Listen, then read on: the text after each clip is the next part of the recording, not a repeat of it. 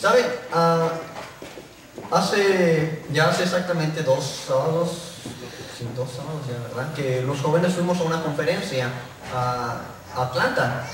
Y estuvo muy buena la conferencia, siempre decimos, estuvo bien bueno, ¿verdad? Pero a ver qué aprendió, hermanos. Estuvo muy buena la conferencia porque aprendimos algo. Y es de lo que toda esta semana he estado pensando, de las conferencias que se estuvieron dando y de la palabra de Dios que llegó a nuestras vidas, porque a veces la palabra de Dios llega en el momento que menos lo esperamos, y a veces hasta puede ser un versículo, puede ser una cita bíblica, la cual ya habíamos leído antes, pero a veces se nos es expuesta de una forma diferente, que como que se nos empiezan a abrir los ojos, empezamos a ver más detalles sobre la palabra de Dios, empezamos a ver el panorama de una forma diferente. Y bueno, a mí me encanta cuando Dios hace eso, me encanta cuando Dios como que nos juega como ese truco, ¿no? De que ya pensabas que ya lo sabías, pero no. Dice, mira, aquí está lo que yo te quería decir el día de hoy. ¿Sabe? Dios hace la cita con nosotros, de nosotros depende si asistimos a esa cita para poder escuchar su palabra. Quiero decirles que ustedes son unos valientes por haber estado el día de hoy aquí, por haber decidido venir, a pesar de que como que nos espantaban los policías ahí en la esquina, ¿verdad? De que ay, hay un reteno, pero era un accidente. Pero aún así, llegamos a la iglesia. Digo, eso es tremendo, de que ustedes pongan en su corazón el poder venir a la iglesia, y no solamente venir por venir, sino el venir para escuchar la palabra de Dios. Amén. Antes de comenzar, bueno, más bien ya comencé, ¿verdad? Pero quería leerles unas estadísticas. En ocasiones es bueno aprender o leer un poco de estadísticas, porque nos damos cuenta de qué tan bien estamos o qué tan mal estamos. Y encontré unas estadísticas que hablan un poco sobre, y es algo un poco alarmante, un poco preocupante, sobre la vida en la iglesia, sobre la gente que se congrega en una iglesia, o la congregación, básicamente. Y es basado esta estadística en eso. Dice, el 5% de los miembros de las listas de las congregaciones no existen. Wow, o sea, son a veces nombres ficticios, gente que llegó y puso un nombre que no había, ¿verdad? Diga, eso no pasa aquí. Eso pasa ya bien lejos de aquí. El 10% de ellos no se les pueden encontrar en ninguna parte. Es decir, a lo mejor no contestan el teléfono o algo. El 20% no ora nunca. Diga conmigo, ouch. El 25% nunca lee la Biblia. Diga, doble ouch. Ouch, ouch. El 30% no asiste nunca a las congregaciones. El 50% nunca reciben estudios bíblicos ni ningún tipo de enseñanza que les pueda hacer crecer o madurar. Diga, yo estoy en un buen lugar donde me enseñan cosas buenas. El 60% no asisten nunca a las reuniones dominicales si estas se realizan por la tarde o por la noche. ¡Wow! El 75% nunca se dedica a actividades algunas de la iglesia. Tremendo. Como que la cifra va subiendo, ¿verdad? El 90% no celebra ningún tipo de culto o reunión con sus propias familias. Ahí es donde entran los grupos de células. A veces no participan en alguna célula. El 95% nunca ha sido capaz de acercar a alguien a Cristo. Es tremendo. Son unas estadísticas un poquito alarmantes. Y dije, no, los hermanos lo necesitan saber para que vean de qué tan bien estamos nosotros. Amén. Estamos en un buen lugar porque nos enseñan nos traen siempre palabra buena los miércoles, un mensaje fresco, una enseñanza buena. Yo creo que estamos en un muy buen lugar donde nosotros hacemos todo lo contrario a estas estadísticas. Es que estas estadísticas no sé a dónde se basaron, ¿verdad? Porque eso no sucede aquí. Diga, eso no sucede aquí. Pero pensando un poco en esto, de repente me he topado con personas que sí dicen, es que yo no tengo tiempo para leer la Biblia. Ah, caray. Entonces ya estás formando parte del 25%, ¿verdad? Y a lo mejor a él sí le preguntaron, porque a mí nunca me llegaron a preguntar. Y hay otros hermanos que dicen, es que yo a veces no me da tiempo para orar. Y es donde me quedé pensando, wow, Señor, entonces ¿qué es lo que está pasando? Se supone que tenemos que hacer tiempo para Dios, ¿verdad? Amén.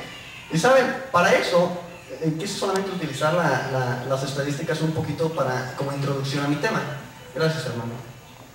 Quería hablarles sobre una palabra que recibimos en la conferencia que fue llevada a nosotros a través del hermano J.J. Vázquez, sí es así, ¿verdad? Vázquez, J.J. Vázquez, la cual para mí fue una palabra de bendición, y yo me quedé, wow, ahí yo sí aprendí algo.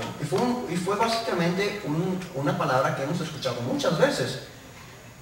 Y se encuentra en el libro de Daniel, capítulo 6, versículo 7, por si el hermano nos puede ayudar con la pantalla. Lo pueden buscar ustedes también en el libro de Daniel, capítulo 6, versículo 7, donde habla sobre Daniel en el foso de los leones. ¿Amén? ¿Ya lo tienen? Bueno, lo vamos a leer. En el nombre del Padre, del Hijo y del Espíritu Santo, dice de la siguiente forma: todos los gobernadores del reino, magistrados, sátrapas, principales y capitanes han acordado por consejo que promulgues un edicto real y lo confirmes, que cualquiera que en el espacio de 30 días demande petición de cualquier dios u hombre fuera de ti, oh rey, sea echado en el foso de los leones. Lea usted el versículo 8.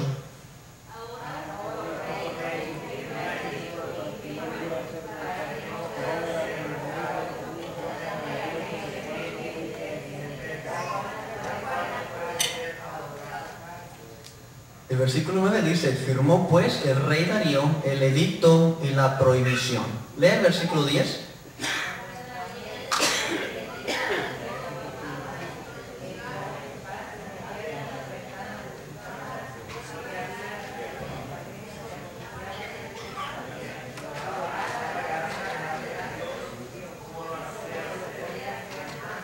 Dice, como lo solía hacer antes. Quiero preguntarles, hermano, ¿qué es Dios para usted? Hágase esa pregunta. No me conteste, ¿verdad? Hágase esa pregunta usted mismo y diga, ¿qué es Dios para mí? Y ese día yo me tuve que hacer esa pregunta. ¿Qué es Dios para mí? ¿Qué tanto significa Dios a mi vida? ¿Qué tanta importancia Dios tiene en mi vida?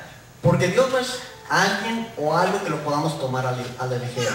Amén. No es algo que podemos decir, hoy sí, hoy, mañana no, sino que a Dios se le tiene que tomar con mucha importancia, con mucho respeto. No es algo o alguien que se pueda tomar a la ligera. Entonces, va de nuevo la pregunta, ¿qué es Dios para mí? ¿Qué significa Dios en mi vida? ¿Qué es ese significado que Dios tiene en mi vida? Y ahorita más adelantito vamos a ver algo bien impresionante, que yo me quedé impresionado cuando vi este video, y ahorita se los voy a comentar. Nos podemos dar cuenta que a lo largo de la historia existen hombres y mujeres que no les ha importado dar su vida por el amor de Dios. Y podemos leer en la Biblia muchos ejemplos de tanto de hombres como de mujeres que decidieron dar su vida o que pusieron su vida en riesgo de perder la vida por el amor de Dios, por defender eso que era Dios para ellos, por defender no solamente como honra ni nada de eso, sino que porque Dios era lo máximo para ellos, porque no había nada más que Dios para ellos, decidieron poner su vida en peligro. Hemos escuchado la historia de Sadrach, de Mesach y Abednego, ¿verdad? Y para mí es una historia impresionante, de Job, Elías, de David, incluso hasta de Sansón. Pero del que quiero hablar hoy es de Daniel. Algo de lo que yo aprendí, les digo, cada quien a veces escucha la palabra y le entiende de una forma o le entiende de otra, pero a mí algo de lo que me impresionó fue de que Daniel, siendo un profeta, tenía una relación bien íntima con Dios. ¿Y qué era eso que Daniel tenía? De que Dios le daba visiones y de que él escribía las visiones que Dios le daba y empezaba a escribir las profecías. Pero aún así, Dios le daba a veces visiones y le decía, no escribas eso, eso es para ti. ¿Qué clase de relación se necesita para que Dios nos dé una visión, nos hable de una forma de esa, así de que esta palabra solamente es para ti? ¿Amén? Y a veces pensamos de que, el hermano que está ahí enfrente, ¿verdad? A lo mejor llegó y a lo mejor estaba, Señor, ¿qué palabra quieres que le hable a los hermanos, a tus criaturas, Señor? ¿Qué quieres que le diga? No funciona de esa forma, ¿ok? No funciona de eso. A lo mejor sí tiene el don de profecía, ¿verdad? A lo mejor sí puede que Dios lo use para que hable una palabra directamente al pueblo, pero muchas veces el don de profecía es confundido con el don de sospecha, ¿verdad? No, ese no es don, ¿verdad? A veces es confundido con eso, pero si tiene ese don, pues qué bueno. Entonces quiere decir que palabra de Dios va a llegar directamente y lo va a usar usted para que hable esa palabra. Pero para poder hablar una palabra de Dios, primero tiene que ser vivida por uno.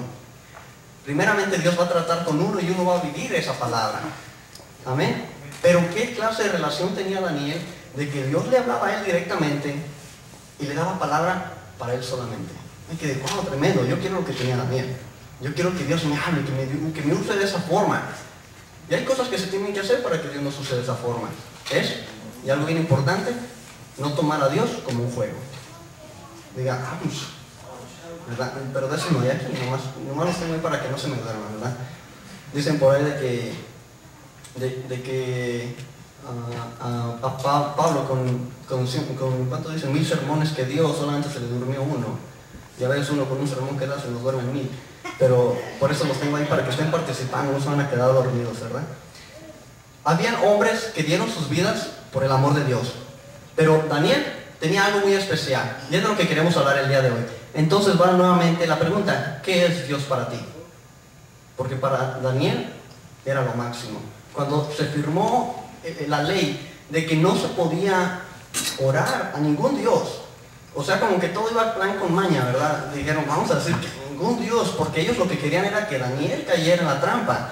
Entonces, sabían que era amigo del rey. Y dijeron, el rey las va a sospechar y no va a firmar nada, pero si decimos a ningún Dios, no va a preguntar, él va a firmar. Firmó la ley para que Daniel, y era la trampa, de que Daniel, sabían que él iba a orar. Y me quedé, wow, tremendo. Daniel dijo, pierdo más dejando de orar. Porque pierdo una relación que ya tengo con Dios. Pero más sin embargo, si dejo de orar, puedo salvar mi vida. Entonces, como decía JJ, como que puso las cosas en una balanza. Y muchas veces nosotros a veces ponemos las cosas en una balanza. Voy a la iglesia, voy al cine, se está estrenando esa película que esperé tantos años porque saliera, ¿verdad? La de los vampiros, quiero ir a ver esa película. Entonces como que la pongo en una balanza y, híjole, ya esperé muchos años por esa película, ¿verdad? No fueron muchos años, pero así se nos hace, ¿no? De que, híjole, es que esa película está buena. O voy a la iglesia, va a predicar el hermano Yacer, va a hablar de nuevo de que hay que echarle ganas a la iglesia y eso. Y como que empiezan ahí, híjole, pues como que las cosas de Dios pueden esperar. Pero para Daniel fue totalmente diferente. Él dijo, o dejo mi relación con Dios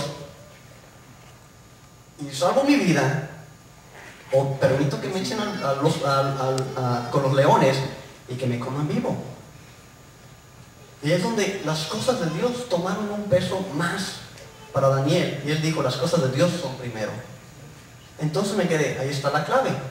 No poner a Dios en segundo lugar, poner a Dios en el primer lugar sobre todas las cosas. Y es cuando esa relación con Dios es más fuerte y es cuando Dios empieza a usarte cada vez más. ¿Por qué? Porque Dios nos está puliendo cada día más, nos está dando como que, ya ven como los diamantes empiezan como, que es puro carbón, ¿verdad? Y se empiezan a pulir, empieza a formar y sale un diamante de ahí. Así Dios nos quiere pulir a nosotros para hacernos la joya que Él quiere hacernos. Amén. Amén. Para algunos Dios es simplemente, pues es lindo, ¿no? A veces es bonito de reconocer de Dios, sobre todo si nos está yendo bien. Oh, Dios es bien hermoso, ay, Dios me quiere mucho, Dios es bien lindo conmigo. Eso es cuando nos está yendo bien. Pero para otros, Dios es inalcanzable, porque muchas de las veces pensamos de que mi pecado es muy grande, que Dios no lo va a poder perdonar. Y saben, y aquí es lo que les quería comentar. Me impresionó mucho al ver un video de que Alberto, no sé dónde lo encontró, Alberto se la pasa en el internet, y encontró un video, y me gustó mucho lo de este video. Muchos conocen, o llegamos a escuchar, de Adal Ramones. ¿Quién conoce a Adal Ramones? ¿Verdad? Y si no lo conocemos, al menos escuchamos de él, ¿verdad? Adal Ramones se convirtió al cristianismo. Gloria a Dios. ¡Wow! Tremendo. De ser un ícono, ser una celebridad de la televisión, de la cual él mismo se consideraba, y lo llegó a decir varias veces de sus programas, de que él con la iglesia, con Dios, él no quería nada, y llegaba a ser burla de la iglesia, llegaba a ser burla de los cristianos. Amén. Y él dice de que fue una palabra bien sencilla, el hijo pródigo. Y dice, yo he escuchado eso muchas veces, pero hasta que alguien lo habló de una forma diferente, como que se empezó a abrir el panorama y dijo, wow, Dios me ama. Y aceptó a Cristo en ese día. Cristo entró en su corazón, y no solamente eso, lo más tremendo de todo es de que cuando estaba en su casa, le habla a su amigo inseparable, Jordi Rosado, también otro de la televisión, lo lleva a su casa y acepta a Cristo en su corazón también. 2 familias salvadas, y me quedó, wow, tremendo, Dios está metiéndose hasta por la televisión, ¿verdad? Y me quedó, qué bueno, porque Dios trabaja de una forma bien impresionante. Pero lo que contaba Ramones era de que él decía de que, wow, él decía, yo me considero de los pecadores, de los ligeritos, ¿no? De los light, dice. O sea, que mi pecado no es tan grande, porque hay unos peores que yo, entonces yo estoy bien. Pero Dios llamó el pecado pecado, ¿okay? No importa si sea grande o sea chico, el pecado es pecado. Pero hay otros que pensamos de que nuestro pecado es demasiado grande, de que Dios no lo va a poder alcanzar, no lo va a poder perdonar. Entonces para algunos Dios es inalcanzable, Dios es santo, Dios va a demandar tantas cosas de mí, cuando no es así. ¿Ok? Ahora no podemos usar eso de pretexto para, ok, hoy voy a fallar, ¿verdad? Al cabo Dios me perdona. Eso no se puede usar de pretexto. Pero para otros incluso puede ser un Dios malo e injusto. Muchas veces le echamos la culpa a Dios por todo. Y fue por lo que me gustó la reflexión que traía Noemí. Estaba hablando sobre la injusticia. Y muchas veces pensamos de que Dios es un Dios injusto, de que las cosas malas nos están pasando porque es un Dios que no tiene cuidado de nosotros, porque es un Dios que ya se olvidó, a lo mejor se quedó dormido. No, sino que Dios, al contrario, está ahí con nosotros, ayudándonos a pasar por esos momentos difíciles. Amén. Amén. Muchas veces pensamos de que, oh, Dios me está haciendo pasar por esto, ¿verdad? A veces es necesario que pasemos por cosas, pero no precisamente quiere decir que Dios mandó esas situaciones difíciles a tu vida. No quiere decir precisamente de que Dios mandó la calamidad a tu vida, sino que Dios quiere de que tú dependas más de Él cuando estés pasando por esos momentos. Amén. Y para otros, para otros, nuestro Dios se torna en una necesidad, en algo que lo necesitamos. Amén. Y para eso me gustó de que JJ explica sobre la diferencia entre querer y necesitar. Y lo explicó de una forma muy bonita, un poco divertida, pero se las voy a resumir. El querer es algo que sería bonito tener. Y la necesidad es algo que no puedes vivir sin ello. Así de sencillo. Esa es la diferencia entre el querer y el necesitar. Hay quienes quieren tener a Dios porque es bonito. Hay quienes quieren tener a Dios porque está de moda. Hay quienes quieren tener a Dios porque pues casi todos hablan de Dios y ponen esos letreros bonitos atrás del carro. ¿Qué haría Jesús? Y se oye bonito, yo quiero también poner uno de esos bonitos. O porque pusieron una crucecita, como que se pone de moda. Y es por eso que quieren tener a Jesús. Pero saben, a estos cristianos a veces solamente toman a Dios a la ligera. Y por eso se les conoce como cristianos light, ¿verdad? O sea, de que como que toman las cosas muy a la ligera. Y normalmente ellos se les hace fácil el pecar. Se les hace muy fácil el pecar. Y se agarran de la 21ª cita bíblica que conocen, que se encuentra, por cierto, en Isaías 43:25, que dice: yo soy el que borro tus rebeliones por amor a mí mismo, y no me acordaré de tus pecados. Y se agarran de eso, entonces vamos a pecar, ¿verdad? Y de eso viven, piensan de que cada vez que regresan a la iglesia, Dios nos va a perdonar. Bueno, si regresas con un corazón humillado, Dios te va a perdonar, pero no quiere decir que es para que vuelvas a hacer el mismo pecado. Amén. Y tampoco quiere decir para que vayas a pecar más. A veces pecamos inconscientemente, ¿verdad? Pero es cuando Dios empieza a ver que tú le estás echando ganas, que quieres salir adelante, es cuando Dios se va a empezar a usar cada vez más. Amén. Pero Dios es un Dios bueno, Dios es un Dios perdonador, Dios es un Dios amoroso. Por eso empecé diciendo que su gracia y su misericordia nos ha alcanzado para todos. La gracia y la misericordia de Dios alcanza para todos, pero también tenemos que poner de nuestra parte. Daniel sabía de que si él dejaba de orar por 30 días, no iba a pasar nada. ¿Okay? Él sabía que Dios lo iba a perdonar por haber fallado esos 30 días. Pero él dijo, no, es más importante mi relación con Dios. No importando qué, yo voy a seguir buscando de Dios.